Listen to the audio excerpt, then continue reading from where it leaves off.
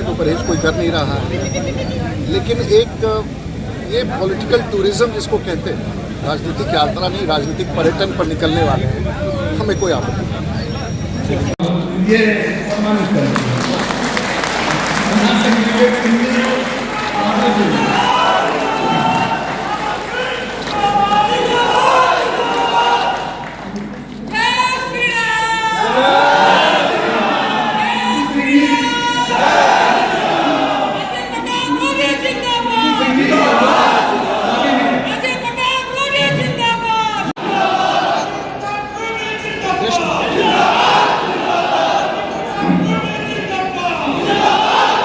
चांदी के मुकुट से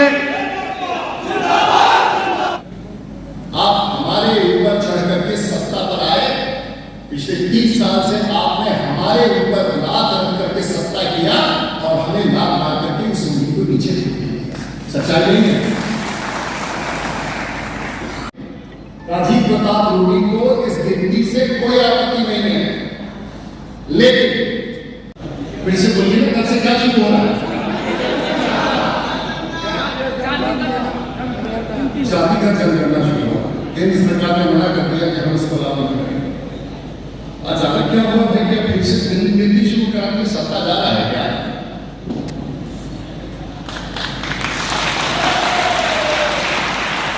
लगता है सत्ता हिल रहा है। और आप लोगों के आंख के सामने कल से 7 तारीख से बिहार में जातिगत जनगणना शुरू हो जाएगा। विधानसभा लोकसभा के चुनाव में अभी साल 1.5 साल 2 साल दूरी है। राजनीति आपके आंख के नीचे शुरू हो चुका है। एक बात हम आपको बता देना चाहते हैं, आपको अच्छा लगे या बुरा लगे, राजीव प्रताप रूडी के आने के बाद आप पर कोई केस मुकदमा नहीं होगा, आपको कोई जेल जाने की जरूरत नहीं होगी, लेकिन आपके मन में हम इतना बड़ा हलचल पैदा करके जाएंगे कि आंदोलन का केंद्र बिंदु बिहार के परिवर्तन का समस्तीपुर बनेगा। आप नहीं चलेंगे, तुमको हम करेंगे। और मैं आज मांग करता हूं और पत्रकार लोग कि उन गरीब जो 4 करोड़ लोग बिहार छोड़ के चले गए 70 साल में, उनकी भी पहचान कराएंगे। उसमें से देखेंगे कि वो गरीब वही तो नहीं है जिसको आप 70 साल से और पिछले 40 साल से बेवकूफ बना रहे हैं, जाति के नाम पर, आरक्षण के नाम पर गिनती है। राजा वही होता है जो गरीबों का ख्याल करे। राजा वो नहीं होता है जो अपने हिस्सा के खा ले और फिर गरीबों में चोट खाता है। राजा कौन होता है? राजा वही होता है जो गरीबों से इतिहास पूछता है। राजा वो नहीं होता है कि जो अपने हिस्से का खाने में गरीब के हिस्सा में चोट मारे और कहे कि हम तुम्हारा ख्याल रखते हैं क्योंकि हम गरीब हैं, तुम भी गरीब।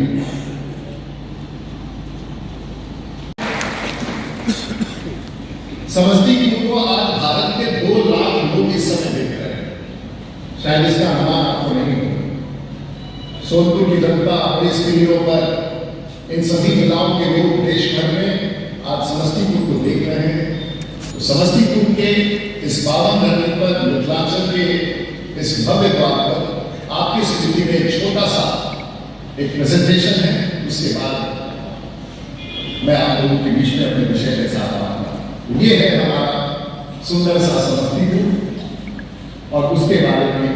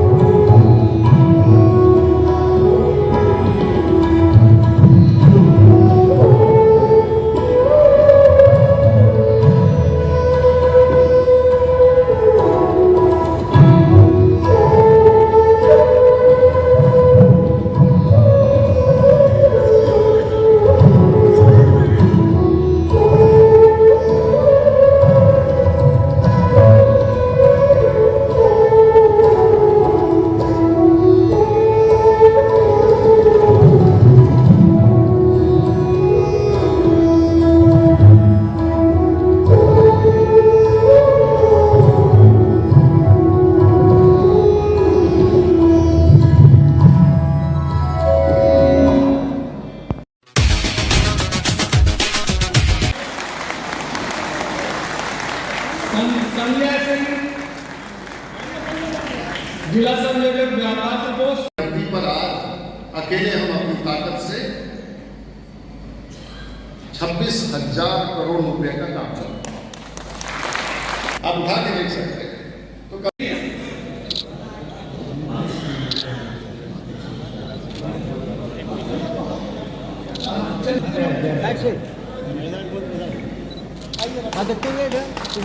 विनोद कुमार सिंह जी, सतेंद्र सिंह टूर प्रयासी वादी नगर सम्मानित करेंगे।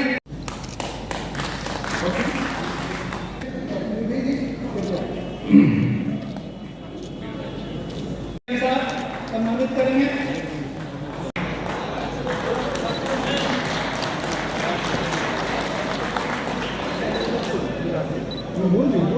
कि कोई लगा नहीं सकता इनके कद का अंदाजा का दे रहे हैं। मैं चाहूंगा अभी जो इतने वर्षों से भारतीय जनता पार्टी की राजनीति में है, आज आपके शहर में आने का प्रायोजन इस ठंड में, तो सबसे पहले आपसे क्षमा मांगूंगा कि इस ठंड में इतनी बहनें, इतनी माताएं, इतने नौजवान, इतने बुजुर्ग, आप सब लोगों ने दूर दूर से यात्रा करके हमारे इस आयोजन को सफल बनाया है। मैं एक बार आप सबको तहे दिल से धन्यवाद करता हूं। लेकिन आपके मंच में ये जरूर सवाल उठ रहा होगा कि आखिर भारतीय जनता पार्टी का यहाँ कोई झंडा नहीं, तो लेकिन मुझे गर्व है कि मैं भारतीय जनता पार्टी का एक सदस्य हूं और मेरा एक लंबा राजनीतिक जीवन रहा है। इन मित्रों ने मुझसे कहा कि साहब, बिहार की राजनीति में हम एक परिचर्चा कराना चाहते हैं और ये सवाल कि पूरे भारतवर्ष में बिहारी आगे है तो बिहार पीछे क्यों है, इस सवाल पर परिचर्चा करना चाहते हैं। मैंने कहा कि मंच मुझे स्वीकार है, तो इस मंच को मैं आभार व्यक्त करना चाहूंगा कि आप सब लोगों ने मुझे इस मंच पर आने का मौका दिया।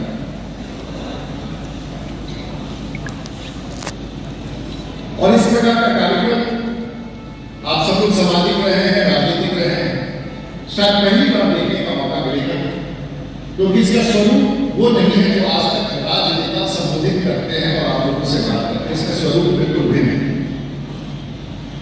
और लौटने से पहले अगर आज की स्थिति में अगर आप कुछ लेके जाइएगा तो हो सकता है आने वाले बिहार के निर्माण में आप जैसे लोगों की बड़ी भूमिका होगी, ऐसा मेरा विश्वास है।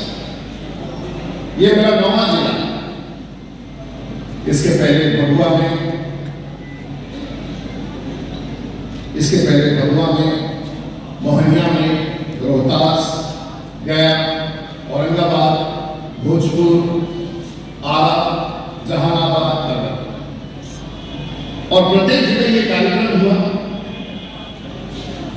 और कई सारे सवाल लोगों ने उठाए। तो उन योजनाओं को लेकर के आज समस्तीपुर की और साल की शुरुआत में ये कार्यक्रम कर रहा हूं। देखकर ऐसा नहीं लगता है कि सिर्फ आपने आज की परिभाषा में आज के इस मौसम को चुनौती देते हुए भी आप बड़ी संख्या में उपस्थित हैं। विधायक भाई राजेश जी और मेरे गांव के विधायक जिनका मैं वोटर हूं, मंटू जी भी इस मंच पर है। मेरे मंच पर जो आयोजन करता है, और सबसे पहले तो आभार देना चाहूंगा भाई जसवंत सिंह जी का, जो इस बड़े आयोजन के साथ चल रहे हैं और विभाग के संस्थापक सदस्य हैं। भाई शंकर आजाद जी जो विभाग के संस्थापक सदस्य हैं। भाई विनोद सम्राट जी जो विभाग के संस्थापक सदस्य हैं, जो इस मंच पर हैं।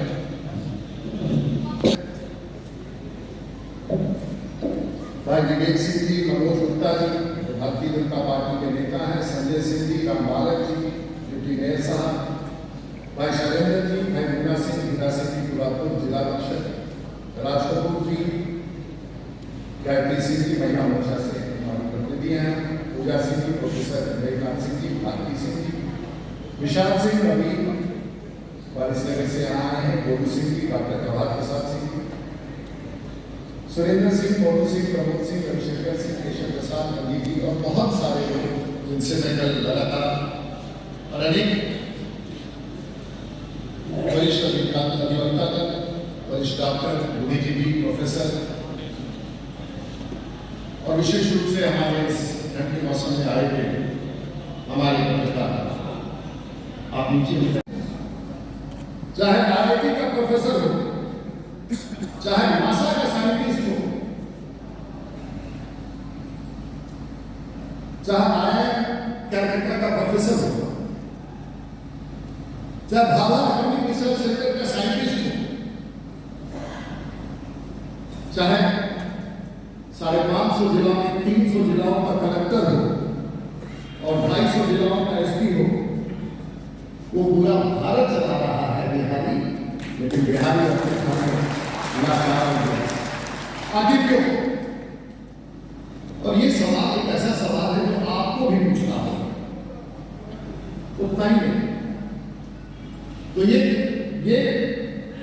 अगर आप देखेंगे देश भर में रोज समाचार हम लोग पढ़ते हैं, आज भी सुबह समाचार पढ़ेंगे तमिलनाडु में कहीं आग लगा और मरने वाला भी उसको कोई बिहार नहीं।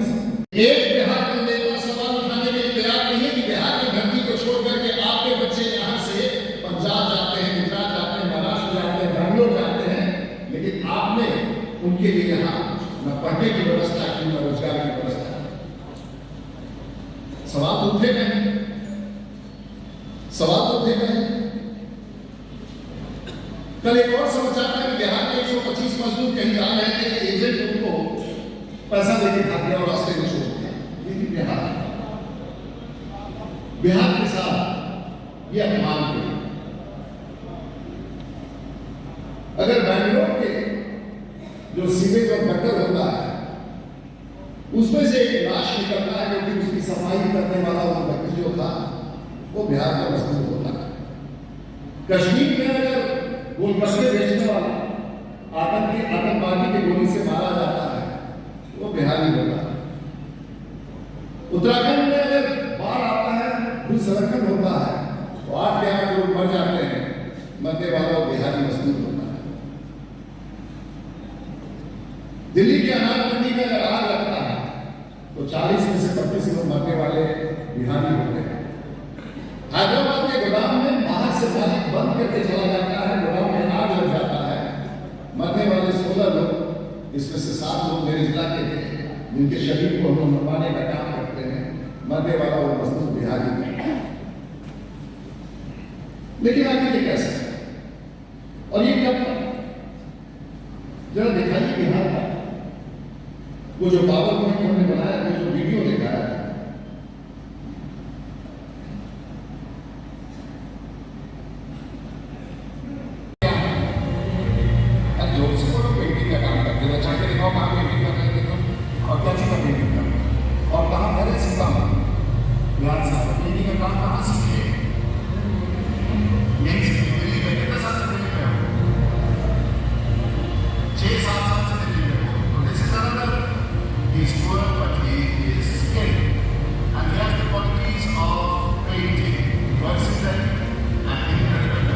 ये संजीव आया हो ये सितारा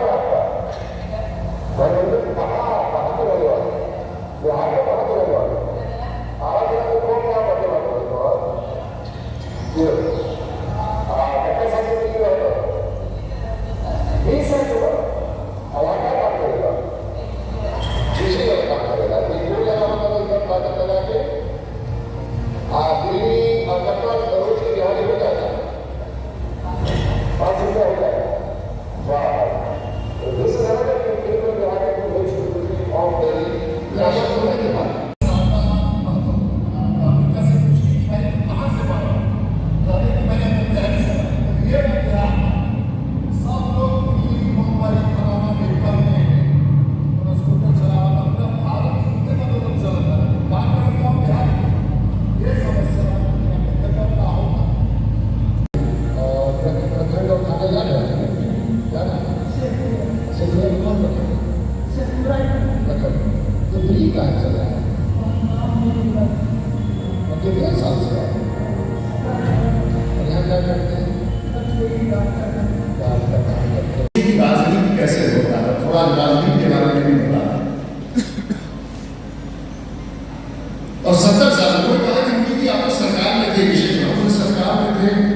कोई कह रहा है कि 25 साल 15 साल, हम तो 70 साल की बात बिहार में कर रहे हैं।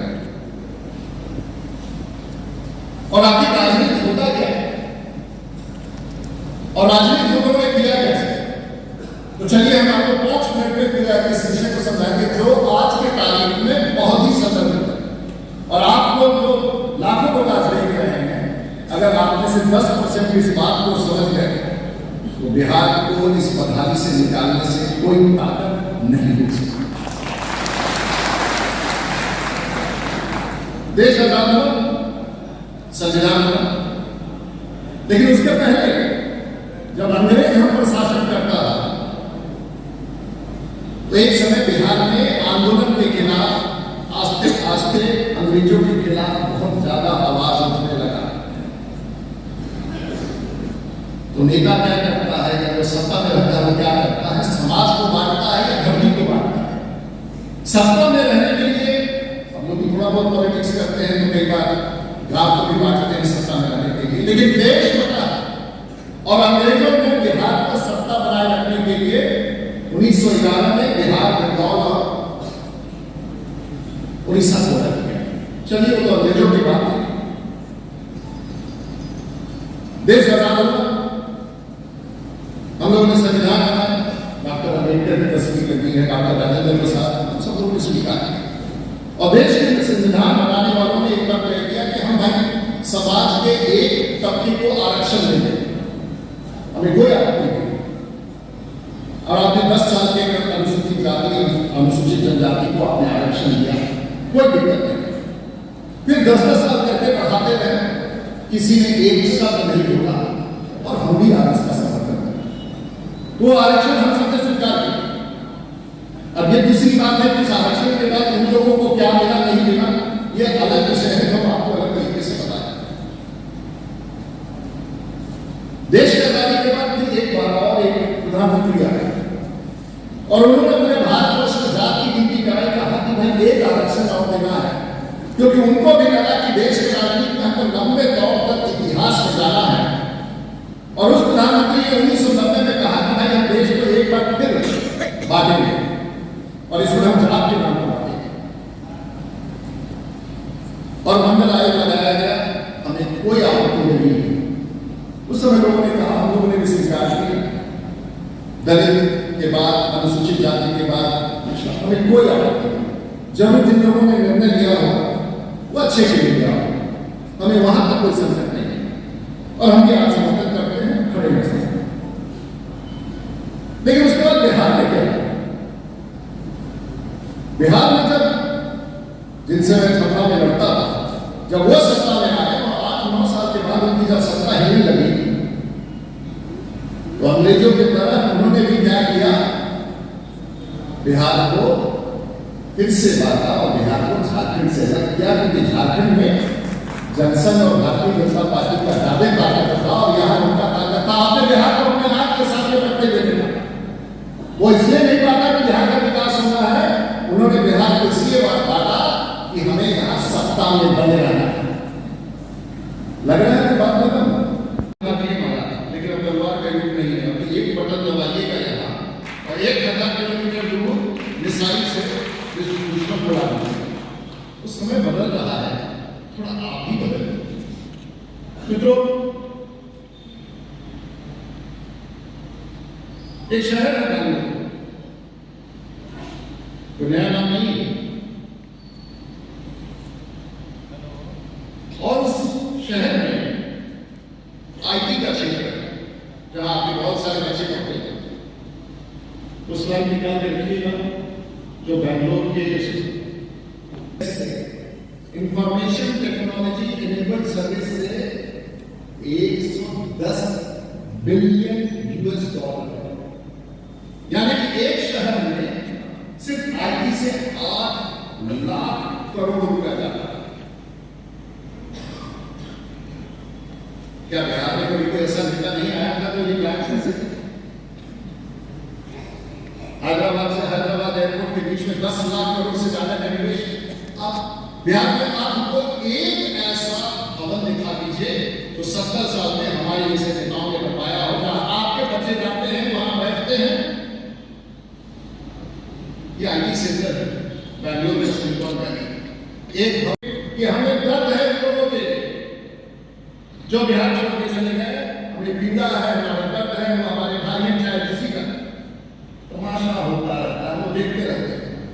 बिहार में व्यक्ति कोई है, कुर्मी है, राजपूत है, भुनियार है, ब्राह्मण है, दलित है, फलाना है, ढिंका है, वही व्यक्ति जब चेन्नई में जाता है, जब बैंगलोर में जाता है, जब दिल्ली में जाता है, तो ना वहाँ कोई भी है, ना कुर्मी है, ना कुशवाहा है, ना राजपूत है, ना भुनियार है, वो बिहारी है। वो बिहार दिल्ली की सरकार बना देता है आम आदमी पार्टी का, वो बिहार गुजरात की सरकार भारतीय जनता पार्टी की बना देता है, वो बिहार पंजाब में आम आदमी पार्टी का सरकार बना देता है। वहां वो बिहारी है और यहाँ वो जाति से जाता है। बड़ा अच्छा है पॉलिटिक्स में।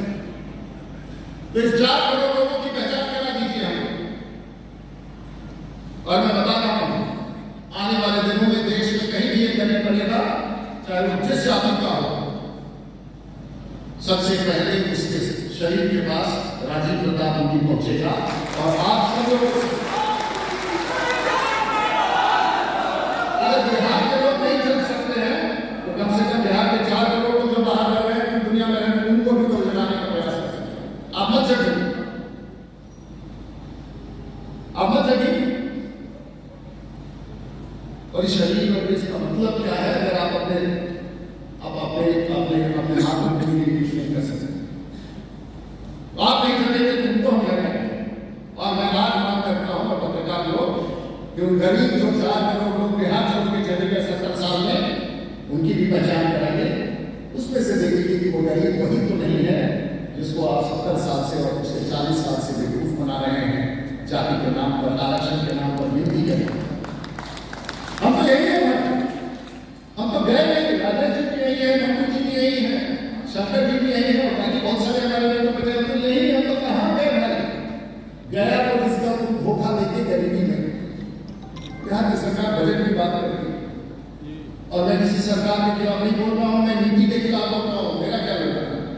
मेरा 20 साल हो गया पार्लियामेंट में आते हैं, सुनते हैं, छपरा की जनता और बिहार की जनता और देश की जनता का इतना शामिल है कि हमको बार-बार बता के भेजती है। लेकिन उसका कोई मतलब नहीं है कि बिहार की धरती पर बिहार के लिए कुछ नहीं करते। और वो 15 साल में राज करके चले गए। और उसके बाद क्या? फिर 15 साल के बाद कोई और व्यक्ति शासन में आया, उनका भी 7-8 साल के बाद सत्ता हिलने लगा।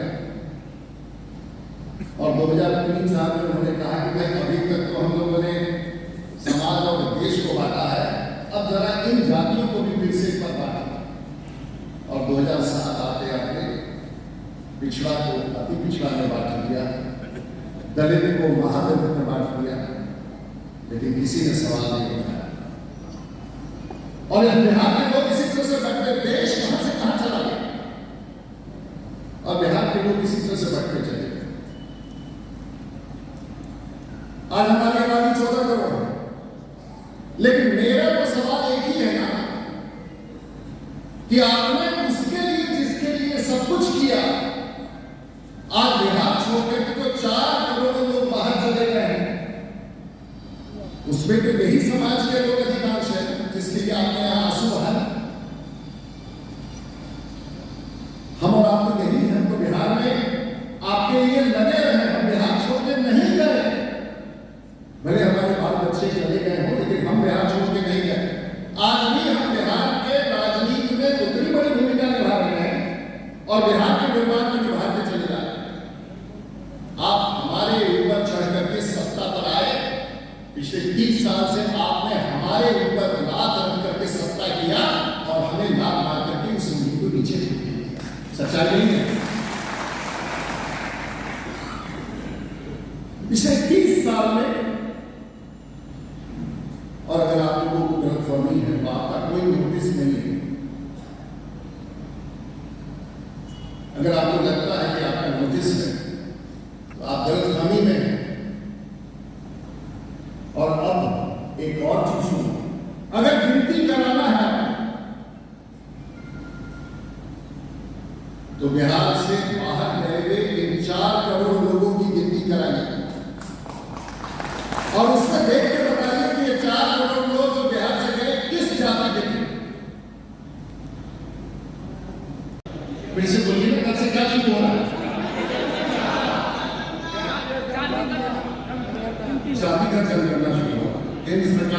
कर दिया कि हम उसको लागू नहीं करेंगे। अचानक क्या हुआ है कि फिर से नीति शुरू करा के सत्ता जा रहा है क्या?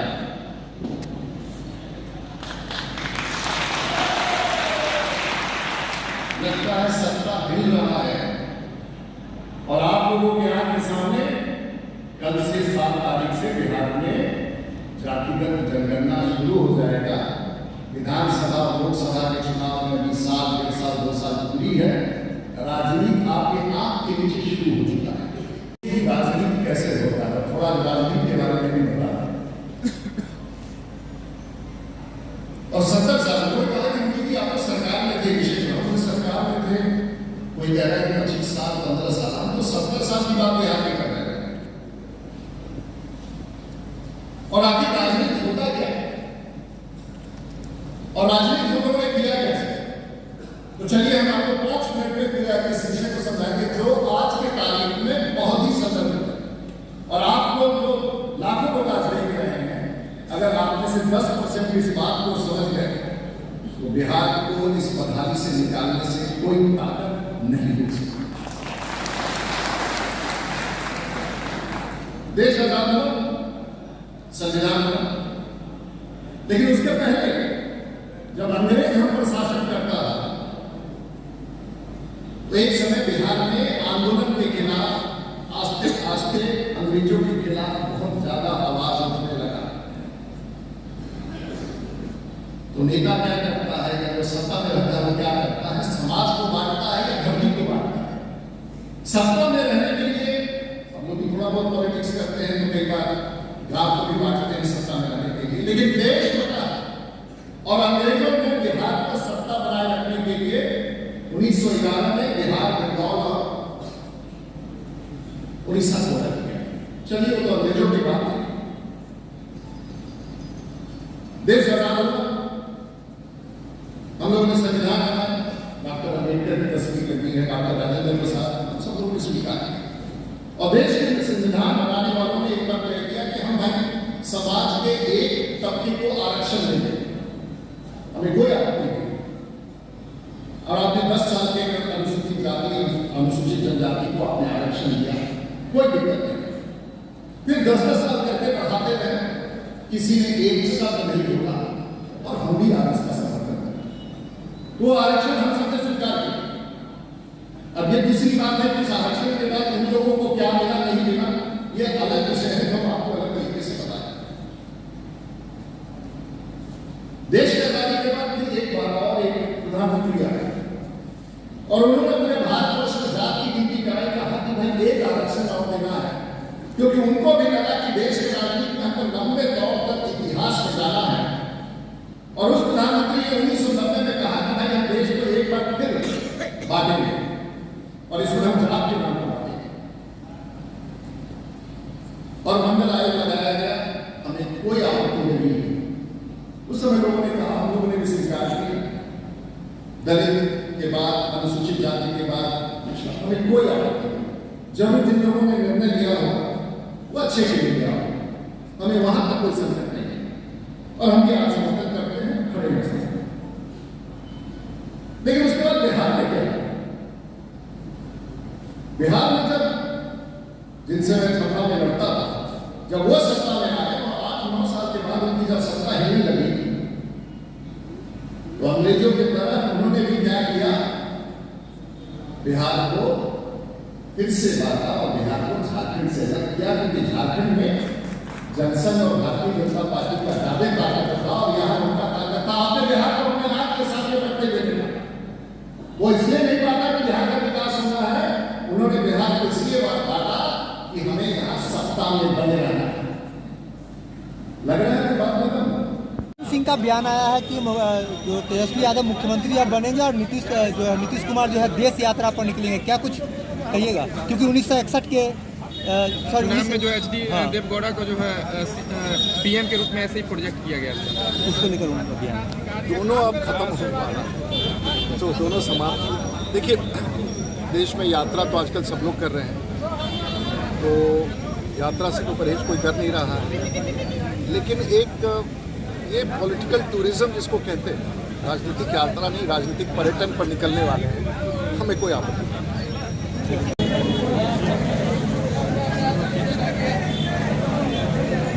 कन्हैया जी को हमको